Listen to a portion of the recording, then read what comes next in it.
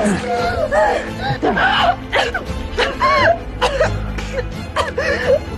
លាប់ទៅមីឆ្កែ Annabelle ចង្រៃហើយហេតុអីសេសាមកទីនេះសេសាជួយផងកញ្ញាសូហ្វីយ៉ាបើមានការយល់ច្រឡំគាត់នឹងសម្លាប់ពួកយើងមិនខានស្ងាត់មាត់ឯងចាប់នាងឲ្យជាប់ទៅខ្ញុំនឹងទៅបន្លំភ្នែកសេសាសូហ្វីយ៉ាឯងធ្វើអីនៅទីនេះខ្ញុំគ្រាន់តែជួយឲ្យអាណាបែបានសម្រាប់ខ្លះនាងណៃណាខ្ញុំចង់ជួបនាងមិនចង់ជួបលោកពេលនេះទេលោកទុកឲ្យពួកយើងដើរកាត់ភ្លៀងតែពីរនាក់នាងនៅខឹងរឿងនឹងនៅឡើយខ្ញុំគិតថាខ្ញុំគួរតែទៅនិយាយជាមួយនាងពីរឿងដែលនាងខឹងកុំអីសេសានាងទៅតែចេញទៅបាត់ហើយចាំមើលខ្លួនឯងទៅដឹងស្អីគេចាំសិនចៅហ្វាយពួកយើងរកឃើញនាងហើយស្អីគេលើកនេះជាការពិតហើយនាងមានខ្សែកអណត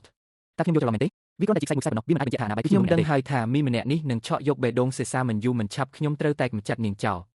សូហ្វីយ៉ាខ្ញុំត្រូវទៅហើយមើលថែអាណាបែផងយកទេតោះទៅ